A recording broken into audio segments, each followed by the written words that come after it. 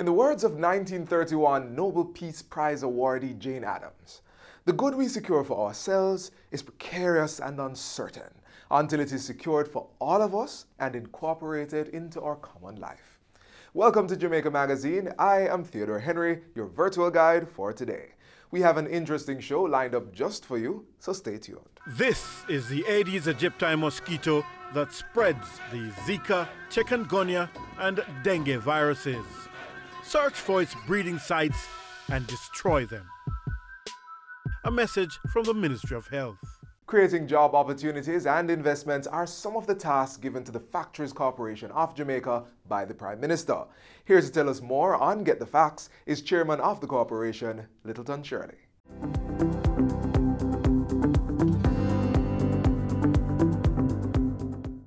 Welcome to Get the Facts, the program that provides you with information on government's policies and initiatives. I'm your host, Denthros Campbell.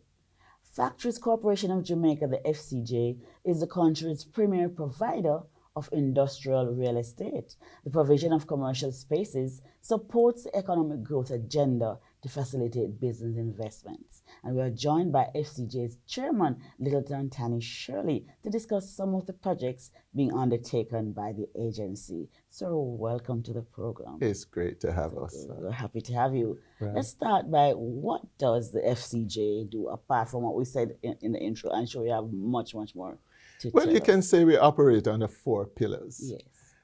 Pillar 1 is that we are a landlord, and then we are a property management entity, and then we are an enabler and facilitator for business investment and job opportunities, and then last, we are a developer. Oh, excellent. Landlord. Nobody like what tell us Right. about that. Well, landlord, the fact that we have over 105 properties under our management. Yes. And they spread across 13 parishes in Jamaica. So regardless of what you consider landlord to be, that is really right. the whole responsibility of ensuring that these properties maximize on their investment, give the right IRR on the investment that has been put in by government, and so that those investments are protected and maintained. Yes. And that's what we do. So how do you choose an area? Tell me about the process in choosing an area to develop. Well, outside of areas that we have already inherited and is on the books for us to manage, as an entity now that falls under the Ministry of Economic Growth and Job Creation, really our task is to look at investment opportunities, where Yes. they are, what can facilitate investments that will bring job creation and bring return on our investment. So we are not just there to collect rent, but we are there to ensure that rent are at market rate, that you can bring a good return on your investment. At the same time, facilitating investment, ensuring that persons are able to occupy the space bring the type of environment that allow workers to work in an environment that is friendly, that is facilitate productivity. And the investor is at a location where his business can grow. So in looking at what we do, we have to be thinking through properly where we would invest. And this is a part of a joint approach both by the government and by the investors. Mm-hmm. So you're talking about an investor. So you're not talking about properties that are idle and you go develop them and then decide who takes them. How does it work? Yeah, well, it could be a combination of, for instance, use Morant Bay, for instance, where the government, and this is something that has been spearheaded Yes. by the Prime Minister. And I know that comes down the program, Yes, right, but typically, you would look at a location and government will decide whether this location needs to be enhanced, what role it play in that particular parish. And then it would trigger off whether it is the right investment to do and how it would facilitate the parish on a whole and what it brings to the parish. Oh, okay, okay. So you would have to work with some other entities, right? Sure. Tell us about that. Well, we try our best to collaborate with all the entities, whether it is DBJ, whether it is JAMPRO, whether it is UDC that has the overall umbrella for urban development and town development. So we participate, we try to engage to ensure that we get a holistic approach to what we're doing, and it's not just about FCJ, but the impact that we can have on a coordinated approach to what we're doing. I'm glad you mentioned UDC because I think some people are confusing the roles of FCJ and UDC. Can you make a distinction? Well, UDC is almost responsible for overarching town development. We are business people, so to speak. We have to see ourselves as business people because we are here to create the environment for business. So we have to understand business and we have to be part of the business. We are here to ensure that people can be employed. So we have to understand the dynamics of where persons are comfortable to be and the type of development you want to engage in, whether it is manufacturing, whether it is BPO processing, whether it is agro-processing. All these things become a part of our discussion and engagement with the various entities. Right. So that when we target a project, it has a beginning and it has an end. That is, it brings real return on your investment. Yes. Can persons come to you? You talked about DBJ just now. I know DBJ lend to small enterprises. Can persons come to you if they have an investment idea and you will walk them through? Or sure, we are, as I said, we are the great facilitator for investment. Exactly. Yes. What we don't know, we will decide which agency is the best, and we engage that agents with us and the particular person of interest. But certainly what we do is we give advice. Yes. We look at our properties. We look at the deficiencies of them. We look at where we want to take them. We look at how it can benefit the persons who's occupying the space. And that's, we try to, as I said, be a good listener. Definitely. At the same time, being very proactive with taking us to a different level. What are some of the projects that have already come on stream? Oh, we've been working on 5 major projects now, and with the Mont Bay, the Nagahead, the expansion of Garmix, the Boundbrook Center in Port Antonio, and the adjoining Nagahead property that we are going to do a similar complex to what we are doing in Boundbrook and what we're doing at Mont Bay. Okay, excellent. We continue the conversation on the other side of this break with FCJ's chairman, Littleton Tanny Shirley. Stay with us.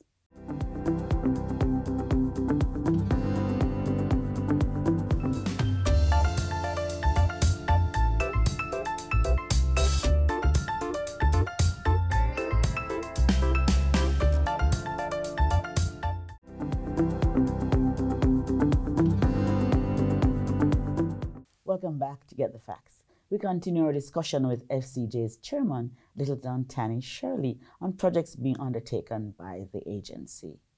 So let's take the projects one by one. There are 5 major projects, right? Let's start with the first one at Nagahead Technology Park. Well, Nagahead Technology Park is in the final stage to get rolling.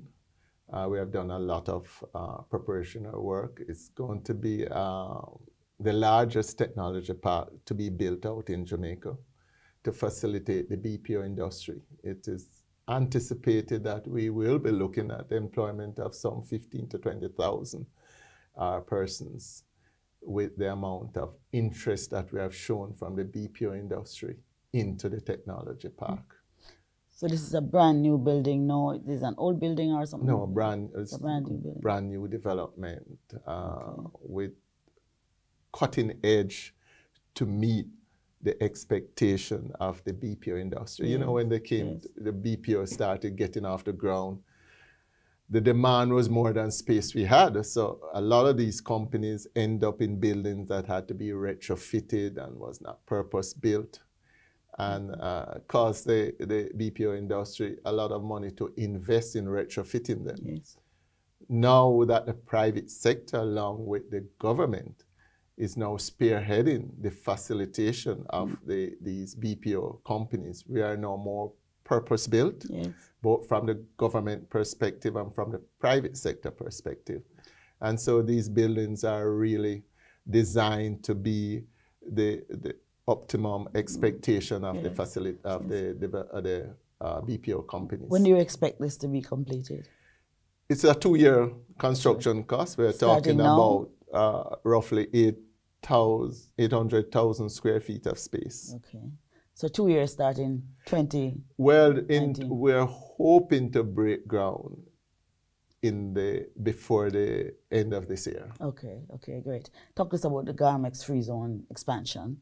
Well, the garments free zone, garments, as you know, is under our management now, is the largest industrial complex in the island, with some 545,000 square feet of space.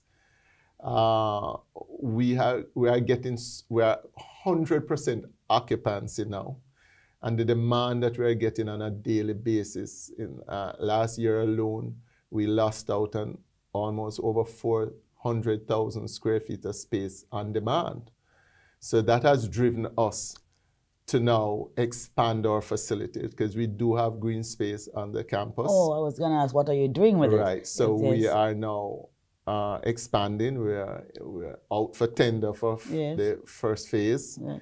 And once that starts concurrently, we will start phase 2, which will see us over the next 12 months building out approximately 345,000 square feet. What's the purpose, though? What is the purpose of that expansion? To facilitate the various demand for warehousing, agro-processing, manufacturing, which is the nature of our business at Garmex. Great, great. So Morant Bay Urban Center is the big thing. Tell me about that. Oh, yes. It is big thing because we feel very excited about it, because we're looking at a parish that the Prime Minister has gone to and recognized the demand for this parish to get off the ground, to really create opportunities that persons believe, and factually so, that there were no opportunities there. A lot of the business there were closed down. We had an existing space, which was the Goodyear, which was the center of job employment for many years in Morant Bay. Right. So what are you going to have in the center? Oh, well, again, it's going to be like a integrated complex. The whole concept is to merge and fuse government entities with private sector entities. So the Prime Minister, in his wisdom, has mandated through cabinet that all government agencies would be relocated there under a one-stop umbrella to create the efficiencies of government. And that is conceptualized to be a concept that will replicate across other parishes. So we have to make it happen and make it be a success. The fusion of government agents with private sector companies to make it financially viable and to attract the attention in a new urban center that will bring about security, order, good parking, and good investment opportunities, and create the level of awareness amongst the residents that they themselves can become a part of economic new growth and opportunities that we believe and are very confident based off the support and demand that we've been getting for the center will be the new dawn of how... Right, that's a huge center. Of course. So what's the time frame on that one? Well, we have broken ground. We are doing the preliminary approval now, speaking with the various interest group to be more specific. And then after that, we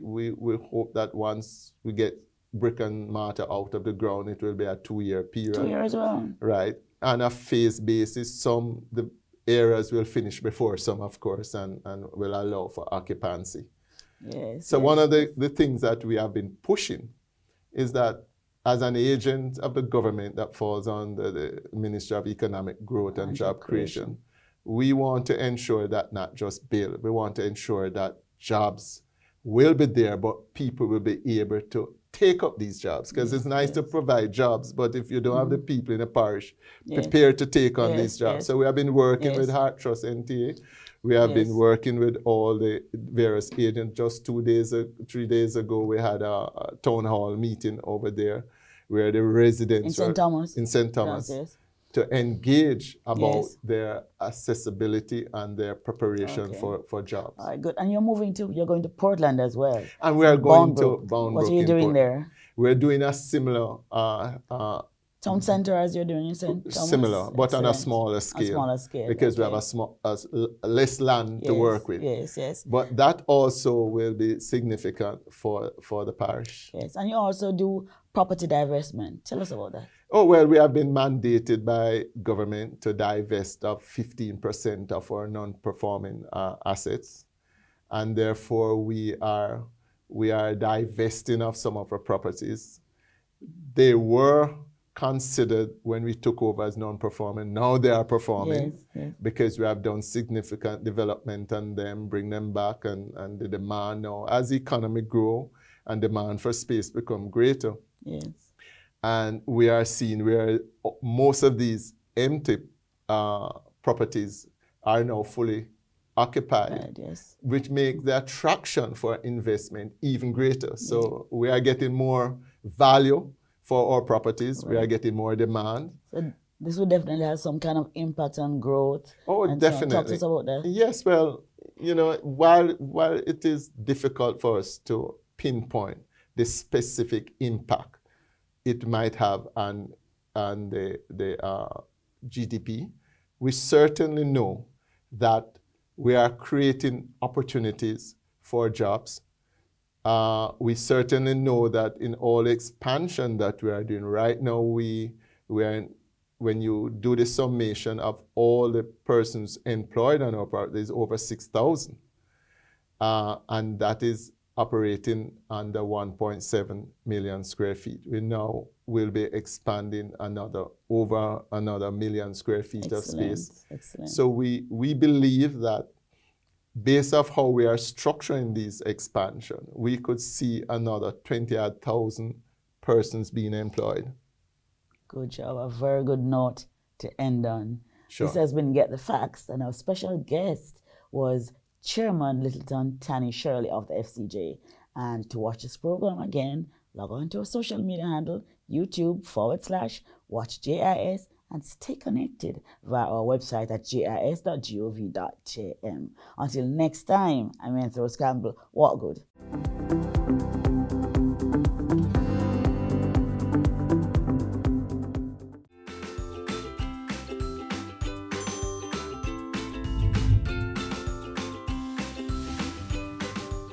Women in agriculture continue to showcase their growth and dominance in the industry.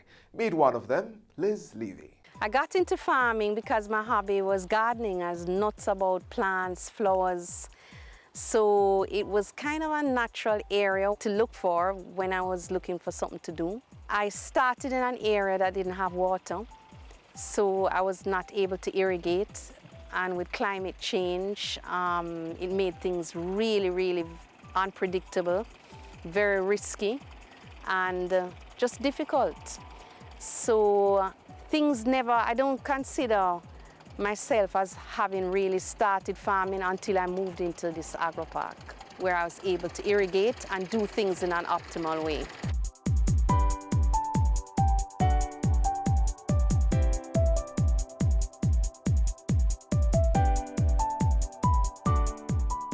Amity All is approximately 2,400 acres. We have 22 investors, 5 of which are female. The soil is predominantly Sydenham clay, and the crops that do well here, we have the cucurbits. That would include pumpkins, sweet potatoes, zucchini, squash.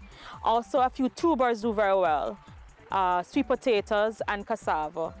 Those crops do very well. We also have a lot of farmers who have gone into the Scotch bonnet pepper, and they're also doing very well. Once we manage the water application with the type of soil that we have and give proper nutrition, these crops do very well. Life has been a learning experience primarily because of the Sydenham clay, but I don't know if that's particular to this park. I think anywhere that you go, you have to learn to work with what you have. So it's been a learning experience, and but one good thing about it is that you see the rewards at the end of the day because you're able to irrigate or fertigate, which is fertilizing through the irrigation system. So you're getting closer. I see myself inching closer and closer to the point where I'll get optimal yields, which is what every farmer wants.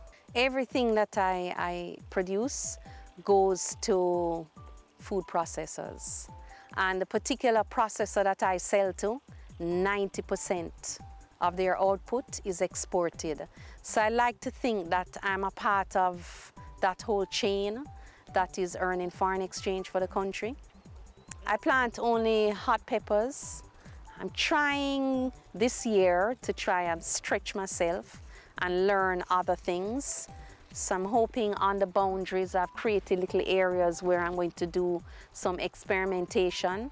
But for now, I'm only doing hot peppers and specifically Scotch bonnet. I've set myself the challenge of trying to master that because of the two types that we grow here in Jamaica. That definitely is the most demanding one. So still going up the learning curve. I think the reason why I settled on peppers is because you can sell it. You don't have to scratch your head and wonder where you're going to sell it. Because most of the processors have back orders, export orders. And in fact, we've found ourselves in the situation in Jamaica where processors have to import pepper mash. So you will never ever have a problem selling your product. If you never went to farm school, if you don't really have experience, try to get into a situation where people are readily accessible to give you that encouragement, not just advice, technical advice, but also encouragement, because sometimes you may go through a little period where you feel, wow, is this really worth it? And that support is valuable. But that's one thing. In terms of practical advice, don't go anywhere without water. Just don't go anywhere without water. That's the mistake I made. And the second thing is try to farm reasonably close to where you live. Another mistake that I made, because how often you go to your farm, the hours you put in, it shows. The further away you live, you try and cut corners here and cut corners there, and it will show. When you come to Amityville, there are a few things. There are things here that can help to foster your production. One, we have a team of stakeholders working together to cater to your needs. We have the RAD extension officers, we have the persons from NIC, we have the team from AIC. We also have a group of farmers that are willing to work together to help to move the produce not from the ground to the plate.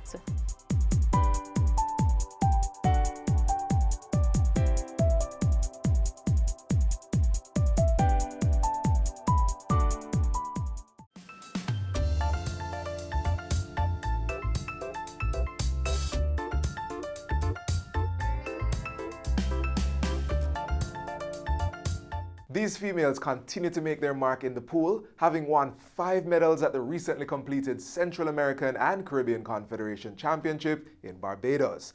Let's now meet some of the members of our synchronized swim team.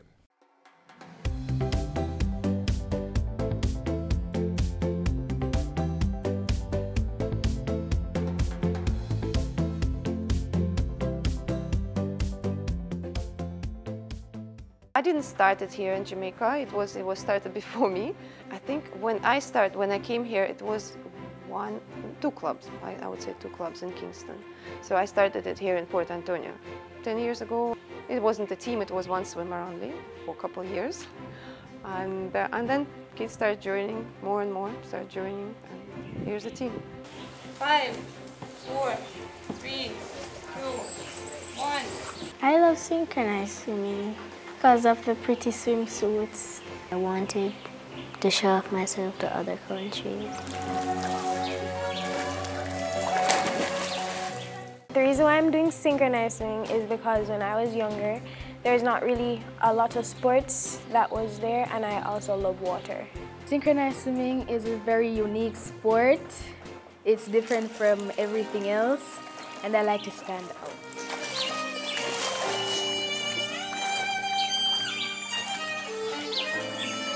It's a tough experience, it's challenging in many cases. I like the fact that we get to go out a lot, we get to get exposed to different things, different cultures and stuff. We really don't select the girls, we take everybody who comes and we give them a chance, and then we'll see who stays. Synchronized swimming is not the sport that you can do twice a week for 1 hour. It's a very complicated sport that you have to do as speed swimming. You have to be very good at speed swimming. You have to be very good at gymnastics. You have to do a ballet class sometimes, and of course synchronized swimming actually on land and in the pool. Up there, don't turn, and then you walk out. So the girl is practicing 4 times a week, sometimes 5, and depending on the school schedule, of course. The level of dedication is about, saying 1 to 10, it is about 8.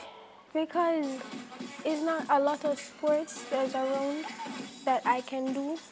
So doing synchro, it takes a lot of time to think about the things that you're going to do. Have about a duet and a solo. When it comes on to shows, it has about 12 different routines.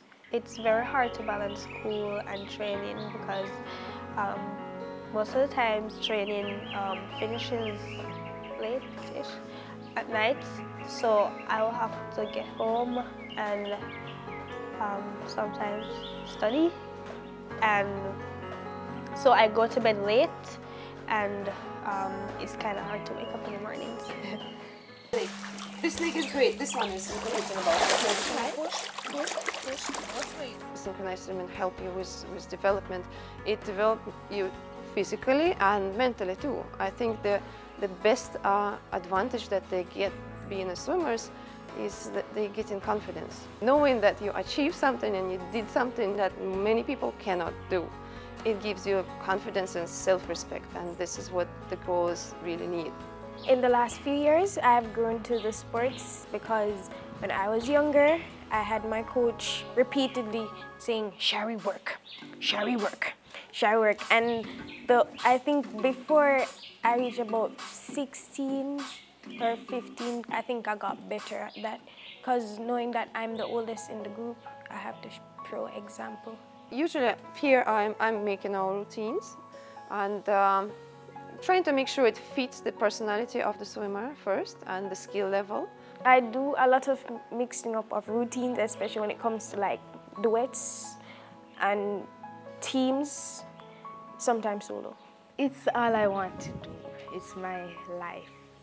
I would love to be in the 2020 Olympic Games, doing my best, competing, hopefully to get a medal. Competing at the Olympics will make more Jamaicans know that synchronized swimming is actually in Jamaica.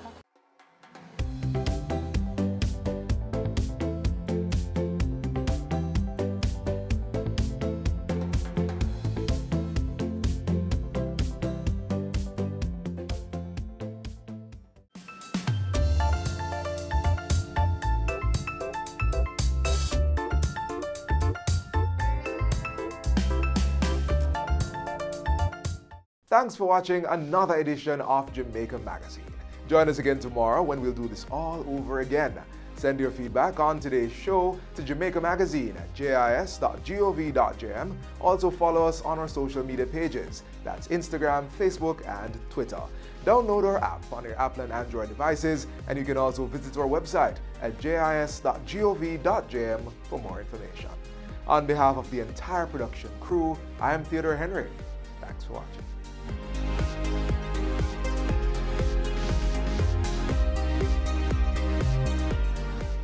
This has been a production of the Jamaica Information Service. the voice of Jamaica.